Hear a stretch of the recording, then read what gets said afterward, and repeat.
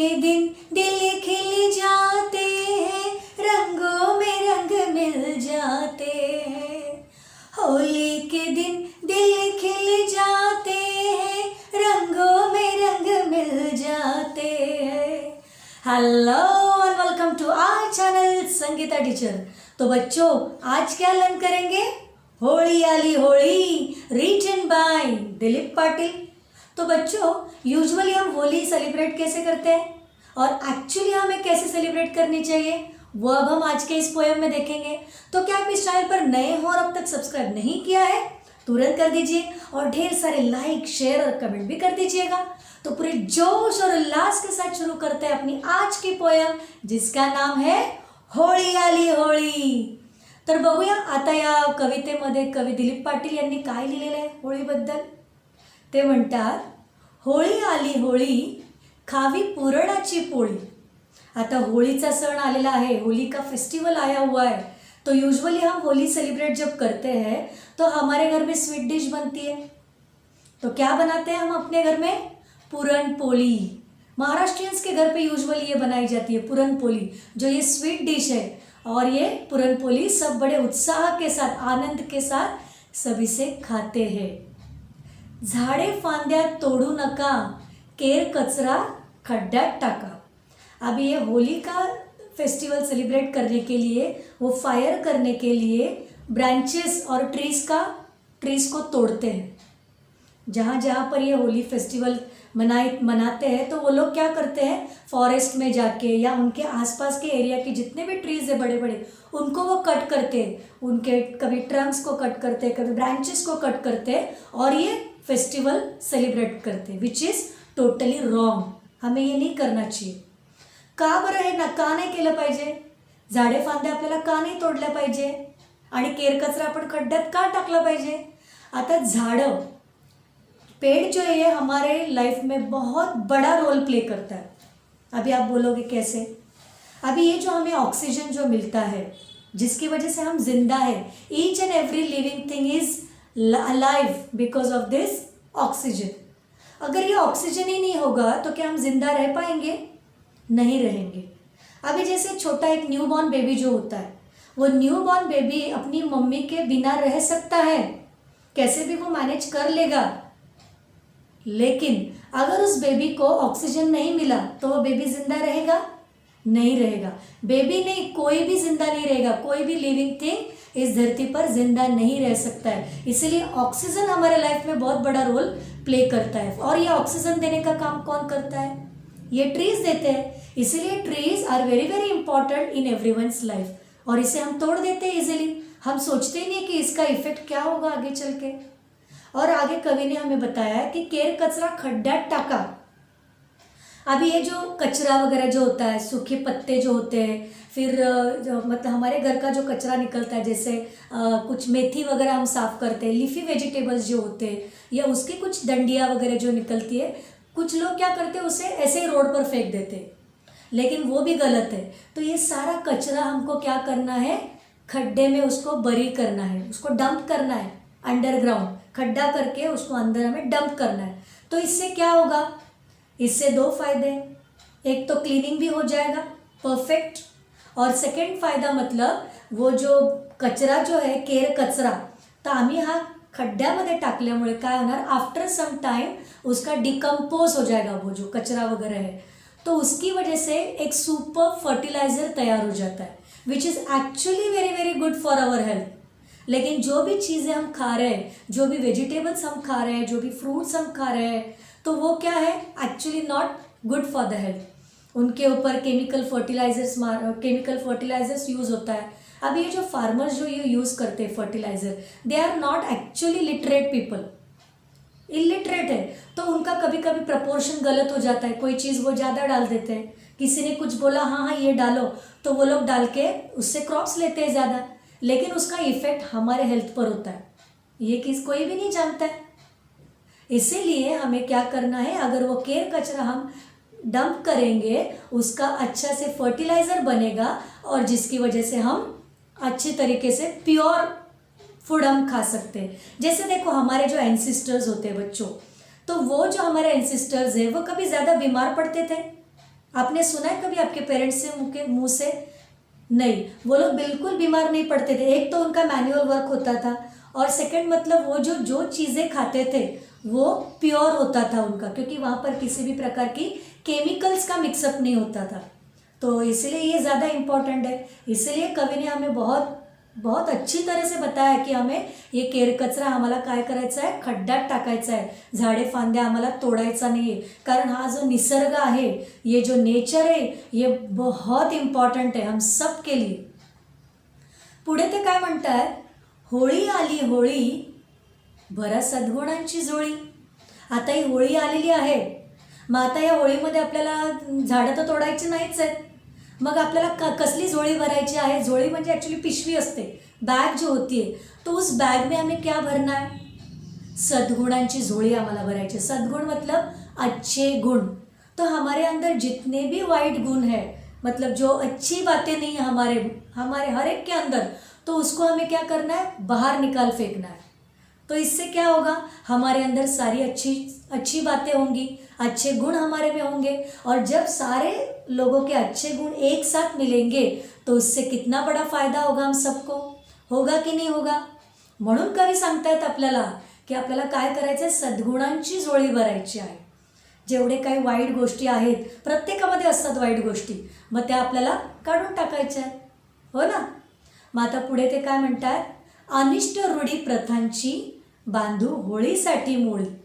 आता या होळीसाठी आपल्याला मोळी बांधायची आहे। मोळी मतलब वो जो वुड का जो लकड़ियाँ जो होती है उसका जो बंच होता है उसे मोळी कहते हैं।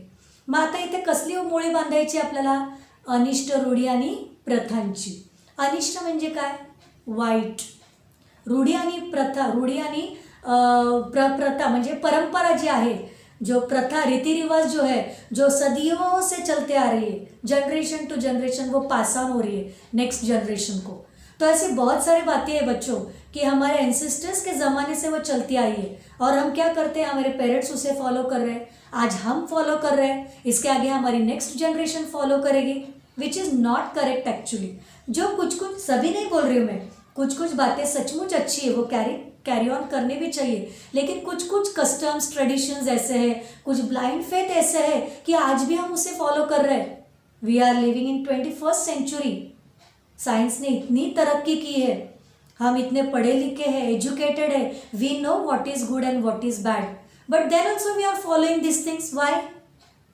हमको भी ये सोचना चाहिए कि जो वाइट, जो मतलब जो गलत जो चीज़ें हो रही है, जो generation to generation pass on हो रही है, कस्टम्स है, ट्रेडिशंस है, जो भी है, उसको हमें क्या करना है, उसकी मोड़ी बांधनी है हमको। तो उस होली में क्या करना है, वो मोड़ी बांध के हमें उसको उसके अंदर डाल देना है, उसको नष्ट कर देना है हमको। वाईट सगळ्या ज्या सवयी आहेत, रूढी आहेत, ते काय करायचे आपल्याला, त्याची मोळी बांधून आपल्याला ते पूर्णपणे डिस्ट्रॉय करायचे आहे। आता बरेच जण बघा, होळीच्या सणाला जेव्हा ती होळी पेटत असते त्याच्यामध्ये ते नैवेद्य दाखवतात, खोबऱ्याची वाटी असते, कोकोनट का जो होता है कोकोनट डालते हैं उसके अंदर। तो मतलब जो भी हमारे घर की जो ईड़ा पीड़ा जो बोलते हैं, जो भी कुछ बुरी बातें हमारे घर में, तो वो सारी दूर हो जाए, ऐसे थिंकिंग होती है। तो इसलिए हमें क्या करना है, हमारे जो कस्टम्स ट्रेडिशन है जो बुरे हैं, जो वो ज़माने में ठीक थे, बट अभी साइंस ने इतनी तरक्की की है और साइंस ने प्रूव भी कर लिया है कि दिस इज़ रॉन्ग, तो वह हमें सारा होली में जला देना है। आता पुढे म्हणतात कवी, होळी आली होळी ठेवू पर्यावरणाचे भान। आता होळीच्या सणाला आम्हाला पर्यावरणाचं भान ठेवायचं आहे। भान म्हणजे जाणीव। वी हैव टू रियलाइज, हमको वो सोचना है। क्या सोचना है? हमारे पर्यावरण के बारे में। पर्यावरण मतलब हमारा nature, which is providing everything in free of cost. हम उसे कुछ मांगते नहीं है हमारे नेचर से, लेकिन वो खुद होके हमको सारी चीज़ें फ्री में प्रोवाइड करता है, और उसके बदले में हम क्या कर रहे हैं, उसे नुकसान पहुंचा रहे हैं। तो यहाँ पर कवि कहते हैं कि हमें जब ये होली का फेस्टिवल आता है तो हमें अपने नेचर को नुकसान नहीं पहुंचाना है। We should not harm our nature. वो नेचुरल रिसोर्सेस है, उसका हमें सही तरीके से उसका यूज़ करना चाहिए। नका तोडू वृक्षराजी घ्यावी आज अशी आण। नका तोडू, प्लीज डोंट कट वृक्षराजी। वृक्ष म्हणजे झाड, जे आपल्याला बिलकुल तोडायचं नाही. राजी म्हणजे राजा. वृक्ष हा राजा आहे, जो आपल्याला सगळ्या गोष्टी प्रोव्हाइड करत असतो. आपल्याला फळं मिळतात झाडांपासून, फुलं मिळतात, त्याच्यानंतर काय मिळतं आपल्याला, औषध झाडांपासून मिळतं, वनस्पति मेडिसिनल प्लांट्स होते ना, जिसकी वजह से बहुत सारे मेडिसिन बनते हैं. तो ये सारी चीज़ें हमको मिल रही है. और मेन मतलब इम्पॉर्टेंट थिंग, पेड़ों की वजह से बारिश होती है. आजकल हम अभी एक्सपीरियंस कर रहे हैं कि मानसून सीज़न जो है वो कुछ दिनों के लिए होता है, जबकि पहले के ज़माने में ना बच्चों 4-4 महीने तक बारिश होती थी. ईच एंड एवरी सीज़न 4-4 महीने के लिए होता था. लेकिन अभी कभी भी कुछ भी हो जाता है. दिवाली में बारिश आता है, कभी समर सीज़न में बारिश आ जाता है, कभी विंटर सीज़न में बारिश आता है. कुछ भी ठिकाना नहीं है. तो ये किसकी वजह से हो रहा है? We all are responsible for that. हम मनुष्य उसके लिए जिम्मेदार है. ग्लोबल वार्मिंग किसकी वजह से? हमारी वजह से, क्योंकि हमने ट्रीज कट कर दिए. म्हणून कवी सांगतायत की आज तुम्ही त्याची आण घ्या. आण म्हणजे शपथ घ्या. तुम्ही आज प्रतिज्ञा करो, प्लेज करो कि इसके आगे हम कभी भी ट्रीज कट नहीं करेंगे, कितना भी कुछ भी इम्पोर्टेंट चीज़ क्यों ना हो, क्योंकि इस पेड़ की वजह से हमें इतने सारे फायदे मिल रहे हैं. इसलिए ध्यान में रखो. पुढे म्हणतात कवी, होळी आली होळी, पळून गेली दूर थंडी. आता होळी आलेली आहे, तो होळी हा सण आपल्याला काय सांगतो आहे की आता थंडी दूर निघून गेलेली आहे, पळून गेलेली आहे. मतलब क्या, विंटर सीजन अभी चला गया है. ये हमें होली बताती है. होली का जो त्यौहार है ये हमें बता रहा है कि now the winter season has gone. तो एक्चुअली ये होली का त्यौहार इसीलिए मनाया जाता है कि अभी ठंडी का सीजन खत्म हो चुका है. पळून गेली दूर थंडी, ऊन आता लागलंय वाढू, काढा कपाटातून बंडी. आता ऊन वाढू लागलेलं है. अभी क्या हो रहा है, समर सीजन स्टार्ट हुआ है, धूप लग रही है, बहुत गर्मी हो रही है. तो गर्मी हो रही है तो हमें कौन से कपड़े पहनने चाहिए? आजकल सीजनल कपड़े भी होते हैं ना. हम विंटर सीजन में हम स्वेटर पहनते हैं, हुडीज पहनते हैं. आजकल तो फैशन है हुडीज का, तो हम हुडीज पहनते हैं, ग्लव्स पहनते हैं, मंकी कैप पहनते हैं. लेकिन अभी होली आ गई है, मतलब ये हमारा विंटर सीजन अभी ख़त्म हो गया है. और इसलिए हमें ये अभी न्यू सीज़न में, मतलब ये जो गर्मी का सीज़न है, समर सीज़न, तो उसके लिए हमें कपड़े भी चेंज करने पड़ेंगे.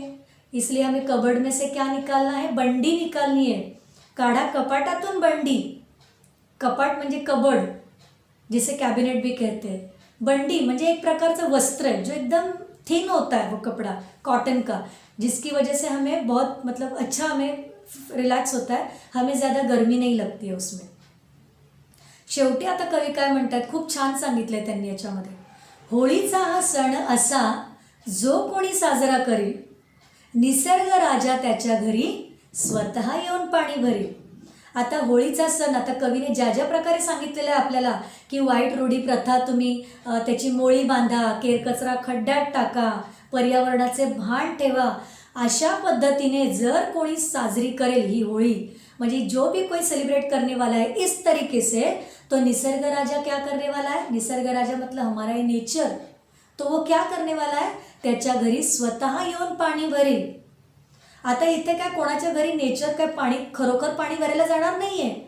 पण म्हणजे काय, जर आपण त्या आपल्या निसर्गाची काळजी घेतली, त्याचं संरक्षण केलं, उसको प्रोटेक्शन अगर हम करते हैं, उसकी प्रॉपर केयर लेते हैं, तो निसर्ग राजा क्या करेगा हमको? हमें वो मदत करेगा. पाणी भरेल म्हणजे काय? तो मदत करेल आम्हाला. म्हणजे आपण जर त्याची काळजी घेतली तर तो आपली काळजी घेईल. नाहीतर काय होणार याचा परिणाम काय होणार आहे? आता बघा, आपण झाडं वगैरे एवढी तोडली, आज आजच्या घडीला आपण पाणी विकत घेऊन पितोय. पण वो दिन दूर नहीं है जब हमें ऑक्सीजन भी परचेस करना पड़ेगा जिंदा रहने के लिए. क्योंकि अगर हम ऐसे ही बिहेव करते रहेंगे आगे के हम लाइफ में या फ्यूचर में, तो it will be really very dangerous for each and every person. तो उसके लिए हमको ऑक्सीजन भी परचेस करना होगा. तो इसलिए अभी से हम एटलीस्ट, अभी तो काफ़ी देर भी हो चुकी है, लेकिन अभी हमको सावधान होना है और हमको हमारे नेचर का केयर करना है, तभी नेचर हमारी केयर करेगा. तो समझ में आ गई आपको ये पोयम? तो ठीक है, कुछ भी आपको ऐसा लग रहा है, डाउट लग रहा है, तो कमेंट कर दीजिए मुझे. तो चलिए क्वेश्चन आंसर्स की ओर. क्वेश्चन नंबर 1, 1-2 शब्दात उत्तरे लिहा. फर्स्ट, होळीला करायचा गोड पदार्थ? आन्सर पुरणपोळी. सेकंड, केर कचरा टाकायचे ठिकाण? आन्सर खड्ड्यात. क्वेश्चन नंबर 2, 1-2 वाक्यात उत्तरे लिहा. फर्स्ट, कवीने काय तोडण्यास मनाई केली आहे? आन्सर, कवीने वृक्षराजी म्हणजेच काय, झाडे फांद्या तोडण्यास मनाई केली आहे. सेकंड, होळीच्या वेळी झोळी कशाने भरावी? आन्सर, होळीच्या वेळी झोळी सद्गुणांनी भरावी. थर्ड, होळीसाठी मोळी कशाची बांधावी? आन्सर, होळीसाठी वाईट रूढी व प्रथांची मोळी बांधावी. फोर्थ, कवीने होळीच्या दिवशी कोणती शपथ घ्यायला सांगितली आहे? आन्सर, कवीने होळीच्या दिवशी पर्यावरणाचे भान ठेवावे, वृक्ष तोडू नयेत अशी शपथ घ्यायला सांगितली आहे. फिफ्थ, कवीच्या मताप्रमाणे होळी साजरी केल्यास त्याच्या घरी कोण पाणी भरेल? आन्सर, जो कोणी कवीच्या मताप्रमाणे होळी साजरी करेल त्याच्या घरी निसर्गराजा पाणी भरेल. थँक्यू.